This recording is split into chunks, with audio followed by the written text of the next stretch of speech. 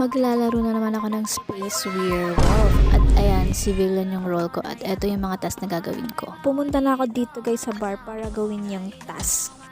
Ayan na nga, tas biglang nag-communication loss. Kaya pumunta ako doon pero bumalik ako kasi tapos na.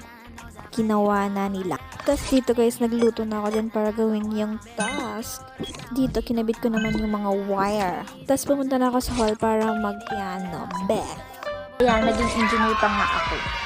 Paikot-ikot lang kami dito sa security room kasi nga baka may isang killer.